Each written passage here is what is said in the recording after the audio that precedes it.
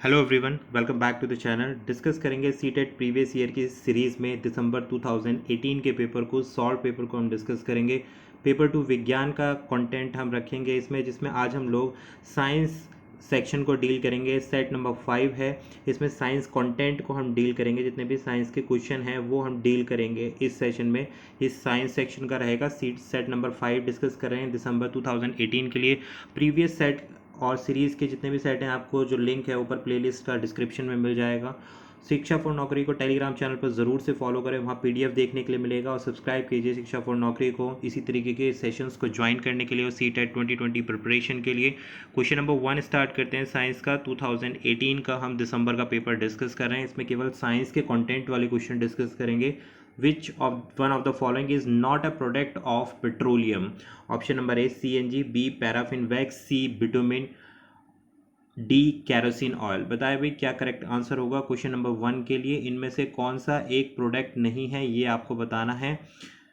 चार ऑप्शन आपके सामने दिए गए हैं। उत्पाद नहीं है, नॉट लगा है, तो इसको आप बहुत ही केयरफुल्ली ध्यान से इसको करें, क्योंकि यहाँ पर क्वेश्चन गलत होने की संभावनाएं बहुत ज़्यादा हो जाती हैं। तो राइट आंसर है हमारे पास जो एक प्रोडक्ट नहीं है किस चीज़ का, पेट्रोलियम का, तो वो है हमारे पास CNG। Option number A is the right answer for question number 1। जिन लोगों ने भी ऑप्शन ए दिया है वो बिल्कुल करेक्ट है। बाकी बचे हुए जितने भी हैं हमारे पास पैराफिन वैक्स और बिटुमिन, कैरोसिन ऑयल, ये सब जो है पेट्रोलियम के उत्पाद हैं। CNG एक उत्पाद नहीं है, और इसलिए option number A is the right answer for question number 1। आगे डिस्कस करते हैं क्वेश्चन नंबर 2। इंटरेस्टिंग क्वेश्चन है भाई। Red data book contains record of. Red data book में निम्न का रिकॉर्ड है। ए एक्सटेंट स्पीसीज, बी फ्लोरा, सी फोना जिसको हम पशु वर्ग बोलते हैं, डी एंडेंजर्ड स्पीसीज। बताइए भाई क्या करेक्ट आंसर होगा। रेड डेटा बुक किस चीज़ के रिकॉर्ड को रखती है ये हमें बताना है। करेक्ट आंसर करें क्वेश्चन नंबर 2 के लिए। बहुत ही अच्छे क्वेश्चन है, इससे आपकी एक बेहतर पकड़ और समझ बनेगी साइंस के कंटेंट वाले क्वेश्चंस पर। इसके बाद हम पेडागोजी का सेशन डिस्कस करेंगे। तो वीडियो बहुत इंपॉर्टेंट है, सेशन बहुत इंपॉर्टेंट है, लास्ट तक ज़रूर से देखिए। क्वेश्चन नंबर 2 का जो राइट आंसर है that is option number D. Endangered species होती हैं, जो विलुप्त होने वाली प्रजाति हैं, वो रेड डेटा बुक में ही रिकॉर्ड की जाती है। यानी कि रेयर एंड एंडेंजर्ड स्पीस जो होती है वो इसी में ही रिकॉर्ड की जाती हैं। और ये किसके द्वारा होता है, ये होता है IUCN के द्वारा होता है। ये आई का मतलब होता है भाई इंटरनेशनल, यू का मतलब है यूनियन, सी है conservation, and N for nature and natural resources. तो ये जो international union for conservation of nature and natural resources जो हैं, इसके अंडर ये बुक का रिकॉर्ड आता है। रेड डेटा बुक जो होती है, ये जाने कि जितनी भी हमारी विलुप्त होती जा रही हैं जातियाँ, प्रजातियाँ जानवरों की, और जो बिल्कुल रेयर कैटेगरी में आ गई हैं, उसको हम इसमें रिकॉर्ड करके रखते हैं। तो क्वेश्चन नंबर 2 के लिए डी बिल्कुल करेक्ट आंसर है। आगे बढ़ेंगे, क्वेश्चन नंबर 3 देखेंगे। Why are the soles of the shoes threaded. जूते के तलवों को क्यों तराशा जाता है। Option number A to decrease friction, to increase friction, to increase life of the shoes, to give the shoes more protection. पता है क्या करेक्ट आंसर होगा। काफ़ी प्रैक्टिकल क्वेश्चन है जो ये पूछा गया है, और इसी तरीके के, क्योंकि हम भी जो NCF के अकॉर्डिंग जो पढ़ते हैं क्वेश्चंस में, वो यही पढ़ते हैं। NCF की जो थ्योरी है कि हैंड्स ऑन एक्टिविटी और प्रैक्टिकल बेस्ड हमें क्वेश्चंस रखने हैं, टॉपिक्स रखे हैं, बच्चों को रिलेट करना है रियल लाइफ प्रॉब्लम से।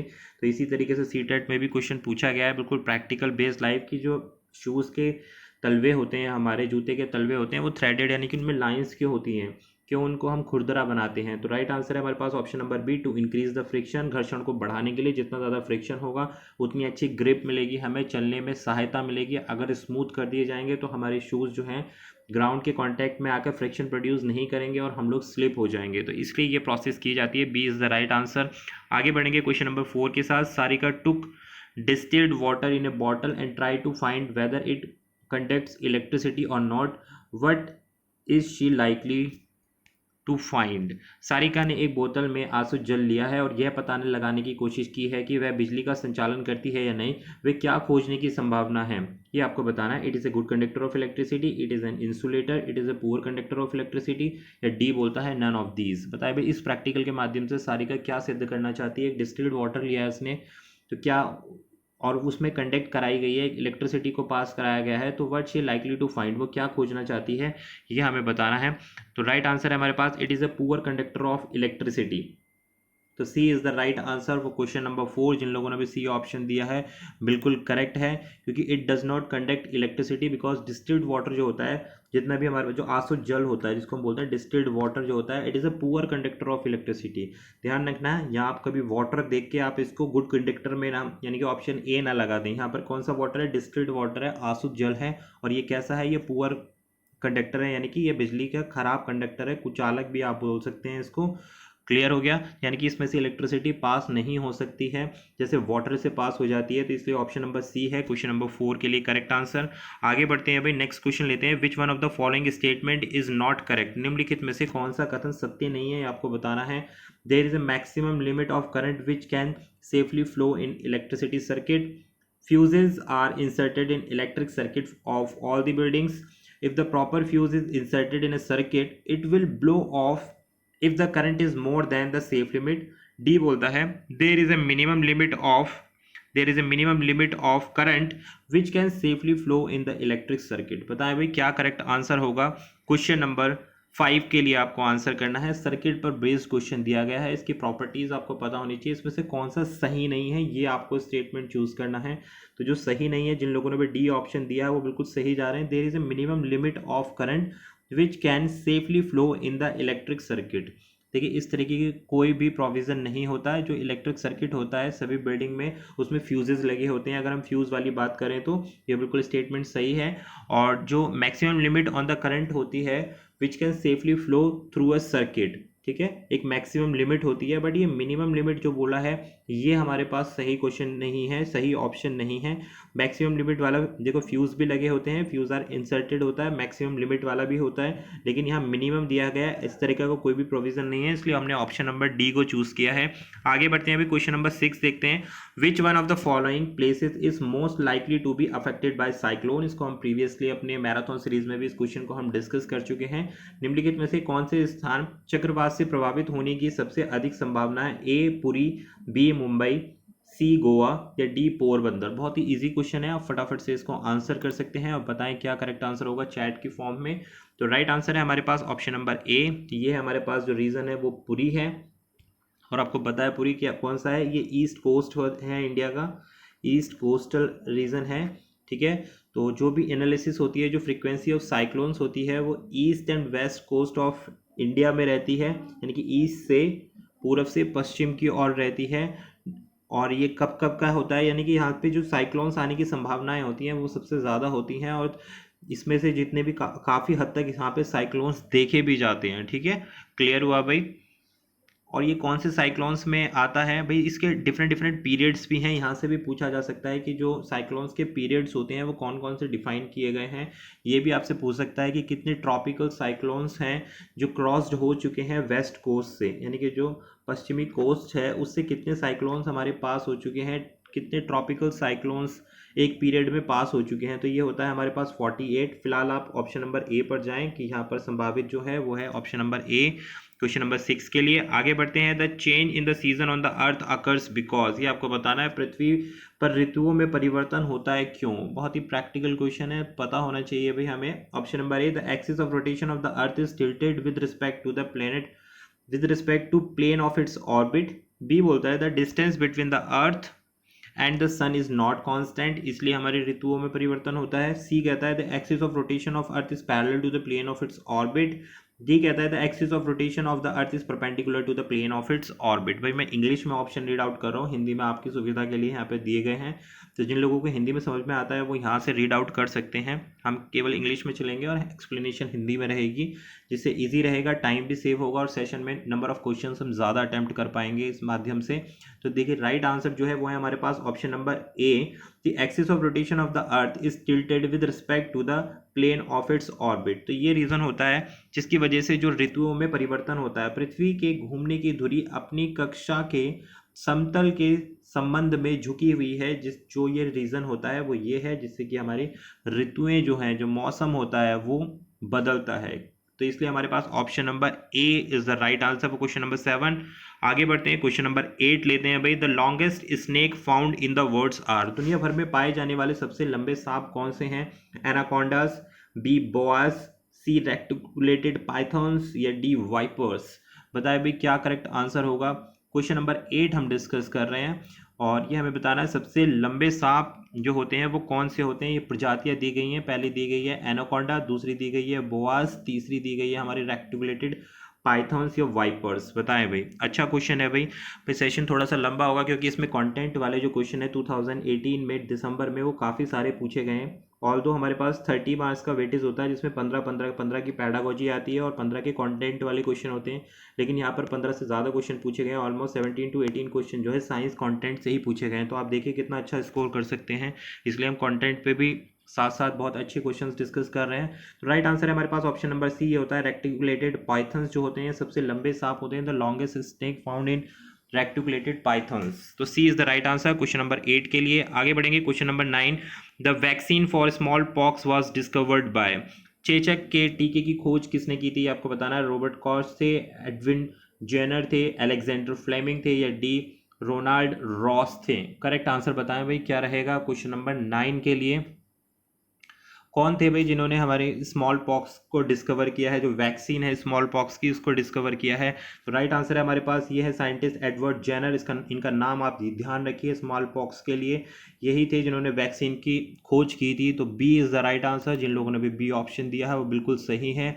आगे बढ़ते हैं नेक्स्ट क्वेश्चन के साथ। 10 क्वेश्चन है हमारा। Which one of the following is used as preservative. निम्नलिखित में से किसका उपयोग परीक्षक के रूप में किया जाता है। Option number A sodium benzoate, B ammonium sulphate, C sodium chloride या डी कॉपर सल्फेट। बताए भाई प्रिजर्वेटिव के रूप में किस चीज़ का इस्तेमाल किया जाता है जिससे कि हम चीज़ों को, खाने की चीज़ों को बचा कर रख सकते हैं। बचा के मतलब लंबे समय अंतराल तक उनका इस्तेमाल किया कर सकते हैं, प्रिजर्व कर सकते हैं उनको। तो ये कौन सा हमारा इनमें से रहेगा, किस चीज़ का इस्तेमाल करेंगे हम, बताएं। ऑप्शन दिए गए हैं। तो राइट आंसर जिन लोगों ने भी ए दिया है ये होता है हमारे पास सोडियम बेंजोएट। सोडियम बेंजोएट जो होता है इसी के माध्यम से हम चीज़ों को प्रिजर्व कर सकते हैं, प्रिजर्वेटिव के लिए इस्तेमाल किया जाता है और सबसे ज़्यादा वाइडली यूज़ किया जाता है एसिडिक फूड्स में। जैसे सैलड्स हो गया, सैलड्स की ड्रेसिंग करने के लिए एसिडिक एसिड इन जो सिरके में विनेगर होता है, विनेगर में जो एसिटिक एसिड पाया जाता है वो भी एक प्रिजर्वेटिव का काम करता है। कार्बोनेटेड ड्रिंक्स में कार्बोनिक जितनी भी हमारी ड्रिंक्स होती हैं, जो कोल्ड ड्रिंक्स होती हैं, तो उनको काफ़ी टाइम तक हम ऐसे ही रख सकते हैं। तो क्योंकि उनमें क्या मिला होता है, प्रिजर्वेटिव मिला होता है। कौन सा प्रिजर्वेटिव होता है, ये होता है कार्बोनिक एसिड होता है, ठीक है। और इसलिए हम इसका इस्तेमाल करते हैं। और जितने भी हमारे जो जैम्स हो गया, जैसे मुरब्बा हो गया, फ्रूट हो गया, तो इसमें सिट्रिक एसिड प्रेजेंट होता है, पिकल्स में एसिटिक एसिड होता है। तो यहाँ क्या है, सोडियम बेंजोएट है, ठीक है।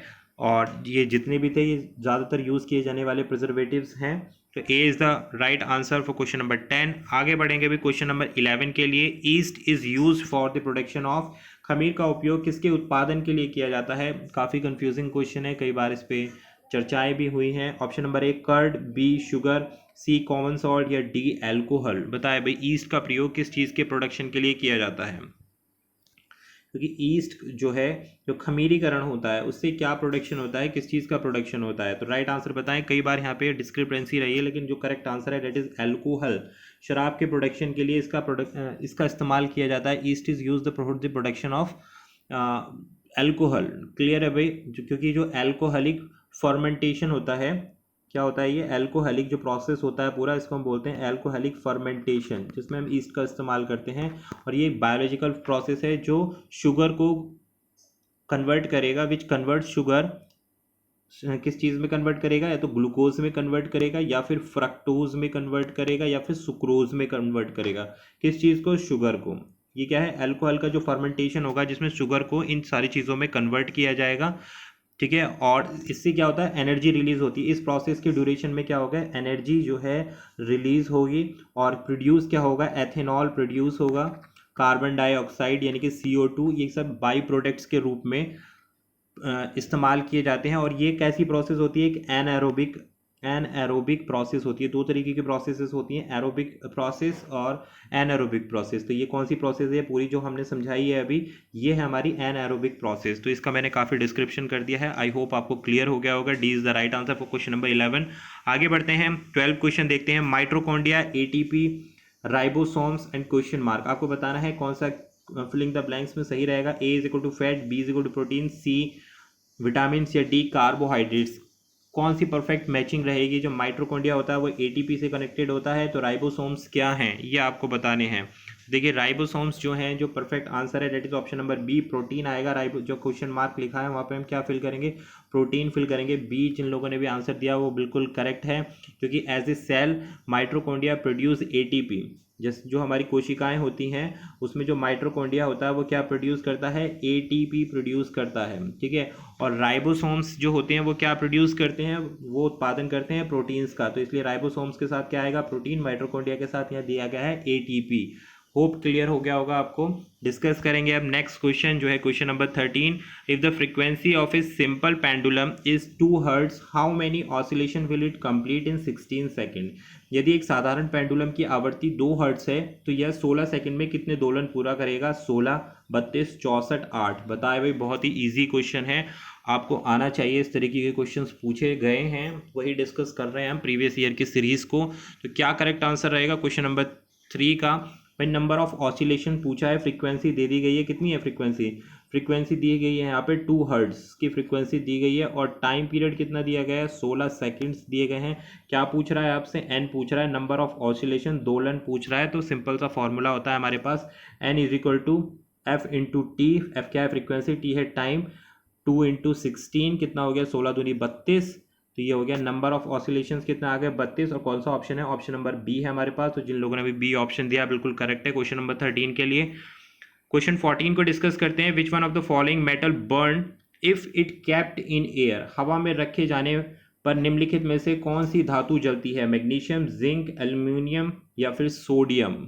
बताएं क्या करेक्ट आंसर रहेगा कि जब हम इसको मेटल को बर्न करेंगे एयर के साथ में, विच one of the following metal Burns if kept in air. कौन सा मेटल एयर में रखने पर जलता है, धातु कौन सी जलती है, ये आपको बताना है। तो देखिए जो ऑप्शन नंबर डी है वो बिल्कुल करेक्ट है। जो सोडियम धातु होती है ये क्या है, कांटेक्ट पर आने पर एयर की क्या होती है, बर्न होती है। तो सोडियम क्या है, बहुत ही रिएक्टिव, अभिक्रियाशील रिएक्टिव मेटल है, और इसको स्टोर्ड किया जाता है एयर के कांटेक्ट में जिससे कि ना आए, टू प्रिवेंट देयर ऑक्सीडेशन। क्योंकि ये क्या कर लेता है, एयर के साथ में आकर ऑक्सीडेशन क्रिया कर लेता है, इसलिए इसे एयर से बचा के रखा जाता है। Okay, option number D is the right answer for question number 14। आगे डिस्कस करते हैं क्वेश्चन नंबर 15 को। विच one of the following gases burn with pop sound. वही क्वेश्चन रिपीट हो गया है। आई होप ये क्वेश्चन हम डिस्कस कर चुके हैं अभी प्रीवियस ईयर का, तो इसको स्किप करते हैं। आगे बढ़ेंगे, क्वेश्चन नंबर 16 देखते हैं। Which of the following is और are example of non contact forces. निम्नलिखित में से कौन सा गैर संपर्क बल का उदाहरण है, ये आपको बताना है। Option number A muscular force, B gravitational force, C magnetic force, या D both B and C. बताएं क्या करेक्ट आंसर होगा। क्वेश्चन नंबर 16 हम डिस्कस कर रहे हैं, 16 आपको बताना है। तो राइट आंसर है, देखिए जिन लोगों ने भी ऑप्शन नंबर डी दिया है वो बिल्कुल ठीक है। डी क्या बोलता है भाई, बोथ बी एंड सी, यानी कि बी क्या है ग्रेविटेशनल फोर्स, और सी क्या है आपके पास में मैग्नेटिक फोर्स। तो गैर संपर्क बल जो नॉन कॉन्टैक्ट फोर्सेस हैं वो ऑप्शन नंबर डी को रिप्रेजेंट करते हैं, यानी कि ग्रेविटेशनल फोर्स भी टच में नहीं आता है, और जो हमारे पास जो मैग्नेटिक फोर्स होता है ये भी कांटेक्ट में नहीं आता है। तो बी एंड सी जो है बिल्कुल करेक्ट आंसर है क्वेश्चन नंबर 16 के लिए। आगे बढ़ेंगे, नेक्स्ट क्वेश्चन देखते हैं भाई। क्वेश्चन नंबर 17 आता है हमारे पास। Diabetes is controlled by dash hormones. मधुमेह हार्मोन द्वारा नियंत्रित किया जाता है। Option number A adrenaline, B insulin, C thymosin, या थायरोक्सिन। दोनों में डिफरेंस है भाई, ये है थायमोसिन, ये है थायरोक्सिन। तो बताया भाई कौन से हार्मोन्स के द्वारा डायबिटीज़ को कंट्रोल किया जाता है। तो राइट आंसर है हमारे पास ऑप्शन नंबर बी, ये होता है इंसुलिन, जिसके द्वारा हम डायबिटीज़ को कंट्रोल करते हैं। क्लियर है भाई, तो B is the right answer for question number 17। ये थे हमारे प्रीवियस ईयर के क्वेश्चंस जो हमने डिस्कस किए। दिसंबर 2018 का हमने पेपर डिस्कस किया, कंटेंट साइंस का हमने डिस्कस किया। पसंद आया हो तो लाइक शेयर सब्सक्राइब ज़रूर करें, और टेलीग्राम पर फॉलो करना बिल्कुल भी ना भूलें। इसी तरीके के सेशन ज्वाइन करने के लिए, और इस वीडियो का PDF आपको टेलीग्राम पर मिल जाएगा। Thanks for watching this session, thank you very much.